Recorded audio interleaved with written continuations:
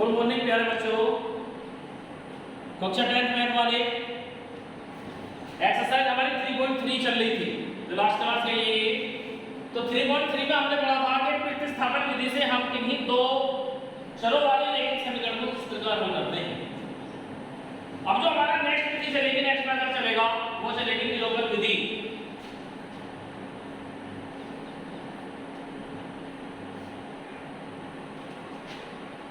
विलोपन के नाम से ही आपको देखने के लिए मिल रहा है कि विलोपन यानी विलुप्त करना। विलुप्त करने का मतलब क्या होता है? गायब करना, खत्म करना।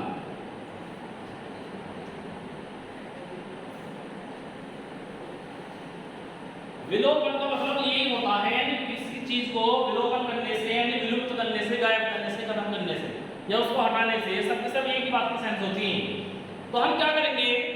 हमको दो चरों वाली रैखिक समीकरण युग्म देगा। प्रतिस्थापन में हमने क्या करा कि किसी एक का मान निकाला और जो सेकंड इक्वेशन थी उसमें हमने एलिमिनेट कर दिया। तो उसको हम बोल रहे थे एलिमिनेशन मेथड, यानी प्रतिस्थापित कर दिया। अब हमें क्या करना है कि a को खत्म करना है, या तो x को खत्म कर देंगे या y को खत्म कर देंगे। जब a खत्म हो जाएगा तो में से कोई एक ही बचेगा, उसका हमारा मान प्राप्त हो जाएगा। जब मान प्राप्त हो जाएगा तो उसका मान हम समीकरण नंबर 1 को क्वेश्चन में रख के दूसरे का मान प्राप्त कर सकते हैं। अब देखें तो हम किस प्रकार सोल्व करते हैं। नेक्स्ट में दिया एक्सरसाइज 3.4 में दिया ये निम्नलिखित समीकरणों के युग्मों को विलोपन तथा प्रतिस्थापन विधि से आप सोल्व कीजिए। कौन सी विधि अधिक उपयुक्त है? अधिक उपयुक्त का मतलब है कि आपको करने में कौन सी आसान लग रही है। तो प्रतिस्थापन विधि तो मैं करा चुका आपको। ऐसे ये सभी के सभी क्वेश्चन जो फर्स्ट के 4 पार्ट दिए हैं उससे भी आपको रिमाइंड करने हैं। प्रैक्टिस के लिए आप कर सकते हैं, कोई दिक्कत नहीं है। x + y = 5, ये तो दे दिया आपको समीकरण नंबर 1। फिर सेकंड में दिया आपको ये 2x - 3y = 4, 2x - 3y = 4, ये आपको समीकरण नंबर 2 दे रखी है। यदि ये क्वेश्चन आपका प्रतिस्थापन विधि का होता तो फर्स्ट या सेकंड में से आप x y का मान किसी का निकाल देंगे, इसमें जाकर रख देते।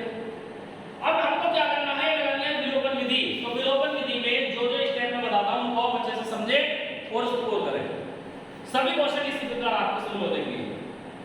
इसमें x का गुणांक देखें कितना है? 1, इसमें कितना है? 2, इसमें y का गुणांक 1, इसमें y का गुणांक -3, गुणांक -3। तो हमको या तो x वाला या 1 वाला सेम बनाने होते हैं।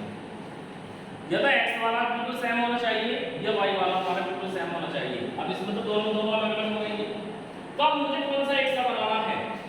अब देखो 2 से तो 1 में बना नहीं सकता, क्यों? 2 से भाग देनी पड़ेगी।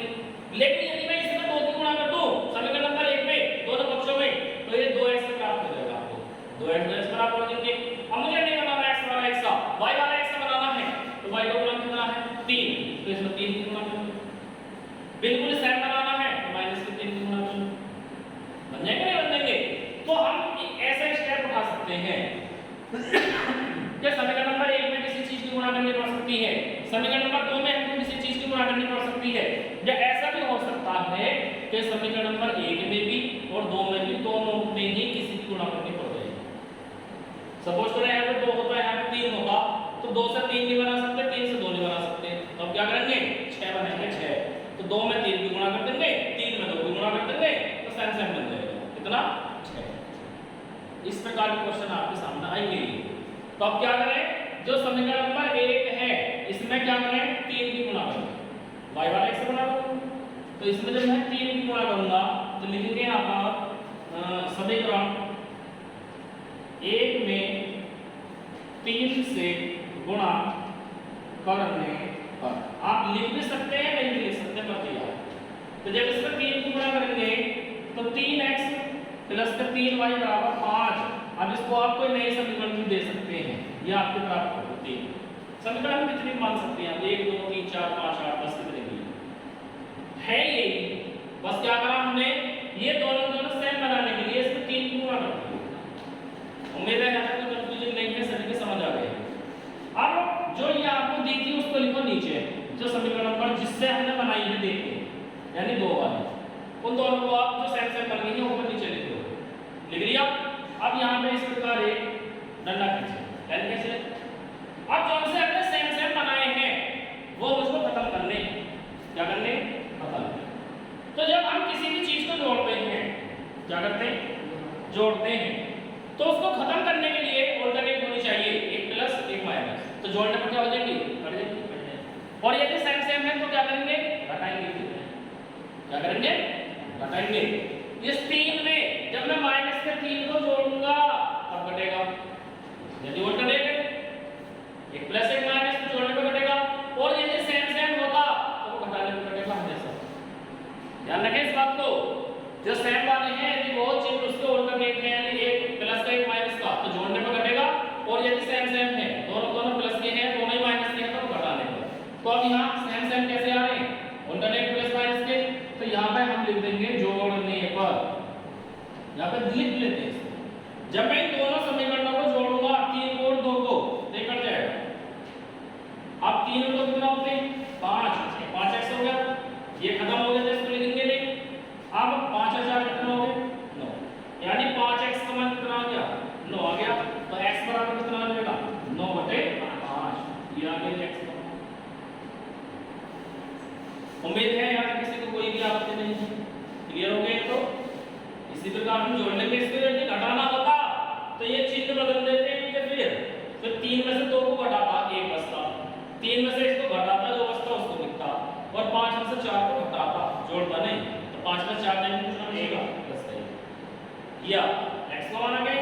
अब x का मान आते के साथ ही आप समीकरण नंबर 1 में 2 में 3 में कहीं भी मान कर सकते हैं। तो जो आपको दूसरा वाला है उसका मान आ जाएगा। अब देखें यहाँ से y मैंने प्रूफ कर दिया, क्या है? इसी को हम बोलते हैं विलोपन विधि। तो अब x का मान कहाँ रखें? x का मान समीकरण 1 में रखने पर रखें। x प्लस वाई बराबर 5 है, तो 9/5 प्लस के y बराबर 5, y बराबर 5 माइनस का 9/5 बटे में मान लिया। 5 पंजे 25 माइनस का 9/5, 25 में से 9 गए 16, तो 16/5 y का मान 16/5 और x का मान 9/5। इसको जो बोलते हैं कि हम विलोपन विधि।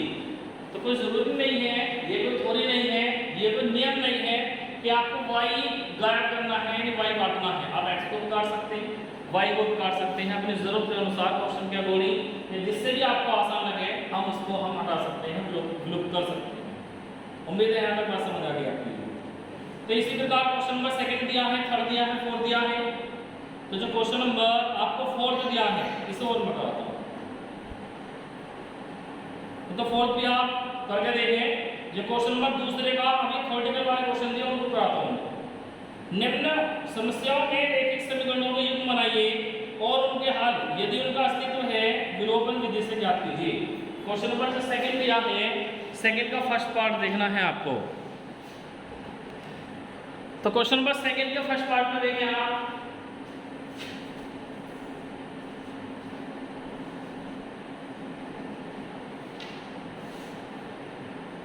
यदि हम अंश में 1 जोड़ दें और हर में 1 घटा दें। लास्ट वाली एक्सरसाइज में हमने इस प्रकार के क्वेश्चन पढ़े थे। ये तो क्या बोला है? कोई एक भिन्न है, यदि इसका अंश में मैं 1 जोड़ दूं और हर में 1 घटा दूं तो भिन्न 1 में बदल जाती है, यानी प्राप्त भिन्न क्या हो जाएगी? 1 बन जाएगी। तो फिर बोला है यदि हर में 1 जोड़ दें और अंश में ना करें कुछ भी, केवल क्या करें? हर में 1 जोड़ दें तो वह 1/2 प्राप्त हो जाती है। तो भिन्न बताओ कि वो भिन्न थी क्या? तो यहाँ पे लिखेंगे माना भिन्न क्या है? x/y है, जहाँ पे x आपका अंश है और y आपका हर है। क्लियर? तब प्रश्नानुसार क्या है जी? अंश में 1 जोड़े, हर में भी 1 जोड़े, 1 बन जाएगी। अंश में 1 जोड़ दिया, हर में भी 1 जोड़ दिया, 1 बन। क्लियर? समीकरण बना लो, इसको बराबर में ले लो। x प्लस के 1 बराबर y प्लस का 1, 1 से 1 मिलेगा, x बराबर y आ जाएगा। समीकरण नंबर 1। लेकिन इसको हम यहाँ पे ऐसे लिखेंगे नहीं, यहाँ जाएगा x बराबर वाई, यानी x माइनस के वाई बराबर 0 समीकरण नंबर ए का, क्योंकि विलोपन विधि लगानी है बोला है उसके लिए। फिर सेकंड कंडीशन में बोला है यदि आप केवल हर में एक जोड़े एंड एच मतलब है कुछ भी हर में जोड़ में एक, ये थी ना, तो क्या हो जाएगी आपकी ये 1/2 हो जाएगी। क्लियर? कैच वाली गुणा लगाएं, फिर क्रॉस मल्टीप्लिकेशन 2x बराबर y प्लस 1 आ जाएगा। अब इसको उधर लेके आओ तो 2x प्लस के माइनस के y बराबर 1, ये समीकरण नंबर 2 आ गया। अब समीकरण नंबर 1 और 2 को देखें, उम्मीद है यहाँ तक क्लियर है। x का गुणांक 1 है, इसमें 2 है, तो ये तो सेम है नहीं। इसमें y का गुणांक 1, इसमें y का गुणांक 1, चिन्ह को मत देखो, चिन्ह तो 1 प्लस के 1 माइनस के होते हैं, वो तो जोड़ने घटाने बैलेंस कर देंगे। तो ये दोनों को दोनों y वाले आ रहे हैं, एक ही है, सेम आ रहे हैं, तो इसको नीचे लिखिए x माइनस y बराबर 0 समीकरण नंबर 1। क्लियर? यदि ये सेम नहीं होती तो मैं किसी जिस भी अननोन की या त्वचा की को गुणा लेता उसको गुणा करता। अब ये ना y वाले 1 से बन गए हैं और चिन्ह दोनों कैसे आ रहे हैं, सेम। किस चीज को घटाने? घटाने। अभी बताया था मैंने आपको, तो घटाने पर जब घटाएंगे तो ये प्लस से माइनस हो जाएगा, माइनस वाला प्लस हो जाएगा, प्लस का है माइनस हो जाएगा, तो उसके नीचे चिन्ह लगा देते हैं। अब घटाएं आप, 2 में से 1 जाएगा, x बचेगा, ये आपस में रिमूव हो गए, 1 में से 0 जाएगा, 1 आ जाएगा, तो x बराबर कितना प्राप्त हुआ 1। अब समीकरण 1 से x माइनस y बराबर 0, 1 माइनस y बराबर 0, y बराबर 1, यानी x बराबर 1 और y बराबर 1। तब भिन्न, क्योंकि भिन्न पूछी है आपसे, तो कितनी आ जाएगी x बटे y 1/1, वो भी 1 ही है, तो क्या है वो 1/1। अंश भी 1 है, हल भी। उम्मीद है बात समझ आ गई यहाँ तक। ये नेक्स्ट है फिर 5 वर्ष पूर्व नूरी की आयु। अब ये आयु वाले क्वेश्चन चल गए। ये 5 वर्ष पूर्व नूरी की आयु सोनू की आयु की 3 गुनी है, यानी 2 दी है, कोई ये एक नूरी है एक सोनू है। तो फिर उसी प्रकार काम करेंगे जैसा हमने पीछे कहा था ये कि हम इनकी वर्तमान आयु लेंगे। यदि पूर्व में पूछेगा, यदि वह पूछेगा हमसे पूर्व में कि पहले वाली बताओ, तो पूर्व के लिए हम क्या करेंगे, घटाएंगे, और यदि हमसे पूछेगा बाद वाली तो उतनी उम्र हम उसमें जोड़ देंगे। तो माना किसी का सेकंड पार्ट है ये, माना फर्स्ट का नाम आ रहा है नूरी, फिर आ रहा है सोनू। माना नूरी की वर्तमान आयु कितनी है, x वर्ष। फिर सोनू है कोई ये, सोनू की वर्तमान आयु कितनी है भैया, y वर्ष। फिर क्या बोला है 5 वर्ष पूर्व किसकी, नूरी की लिखे, नूरी की आयु कितनी हो जाएगी, जो आज की उम्र है उसमें से 5 कम कर देंगे तो 5 साल पहले की उम्र आपकी प्राप्त हो जाएगी। इसी प्रकार फिर 5 वर्ष पूर्व किसकी, सोनू की, ये y माइनस के 5 हो जाएगी। ये सभी के सभी मैंने लास्ट क्लास में बहुत अच्छे से समझाया था आपको। फिर बोला है 10 वर्ष पश्चात, पश्चात का मतलब बाद में, किसकी, नूरी की, कितनी आ जाएगी, आज की उम्र में 10 जोड़ दो, 10 वर्ष बाद में समझ गए। इसी प्रकार फिर ये जितनी भी आपको दे रखी है ना डाटा, इस सभी को हम शुरू में ही नोट कर लेंगे, तो हमको फिर बाद में दिक्कत नहीं आएगी। क्लियर? अब लिखें ताबो प्रश्नानुसार। अब देखो क्या है, 5 वर्ष पूर्व नूरी की आयु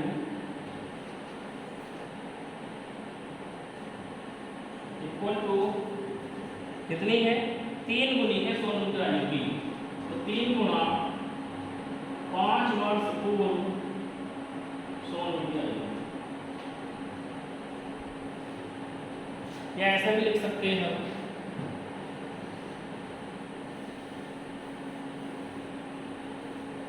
भाषा बदल सकते हैं इसकी। 5 वर्ष पूर्व, यहां पे लिखेंगे नूरी की आयु इक्वल टू कितनी गुना है ये, 3 गुनी है, 3 गुना 100 रुपया। इससे क्या बात रही है कि ये 5 साल पहले वाली बात चल रही है। अब 5 साल पहले की नूरी वाला लेंगे, x माइनस से 5 थी। 5 साल पहले ही हम इसके लेंगे सोनू वाले लेंगे, y माइनस से 5 थी। अब जब इसको हम कैलकुलेट करेंगे तो 3y माइनस से 15 आ जाएगा। इसको इधर इसको ले आओ, x माइनस से 3y बराबर माइनस से 15 प्लस के 5 माइनस से 10 आ जाएगा। इस माइनस को इधर निकाल लो तो 3y माइनस के x बराबर प्लस के 10, ये समीकरण नंबर आपकी 1 प्राप्त होगा। 3y माइनस x बराबर 10। अब आप जाते हैं जी एंड 10 वर्ष पश्चात। अब इसका पहुंच जाओ जी, तो किसकी है, नूरी की आयु इक्वल टू कितनी है,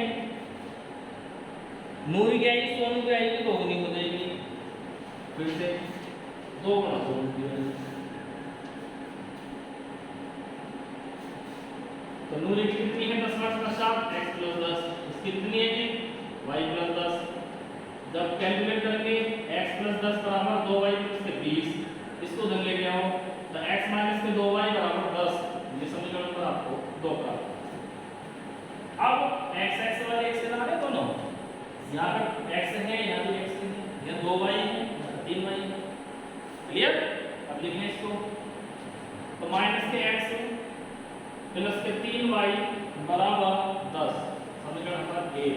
एक ही बात है, मैंने x को शुरू में लिख लिया, y को बाद में लिख दिया, यानी x माइनस 3y ऐसे लिख दिया, क्लियर।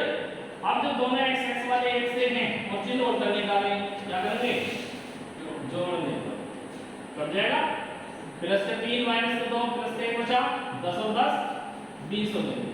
तो y बराबर कितना आ गया 20 वर्ष, और y क्या थी 100 रुपये।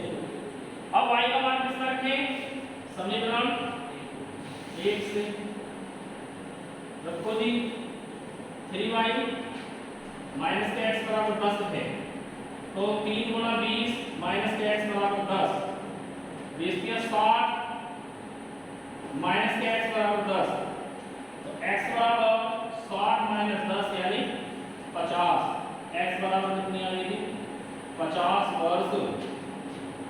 तो x क्या थी, नूरी की, तो नूरी की आयु कितनी थी x यानी 50 वर्ष की होगी। फिर सोनू की थी, सोनू की आयु कितनी है y वर्ष, कितनी आ गई 120। ये भी आपसे पूछेंगे दोनों। उम्मीद है सभी के सभी बात क्लियर होगी आपकी ये। अब जो भी आपको ये क्वेश्चन दिए हैं इस प्रकार के, उम्र से संबंधित या भिन्नों से संबंधित, और जो क्वेश्चन नंबर 1 में आपको पार्ट दिए गए हैं कौन से के विलोपन विधि से इन समीकरणों को आपको सोल्व करनी है, तो उन समीकरणों को आप अच्छे से सोल्व करके घर देखें। Thank you.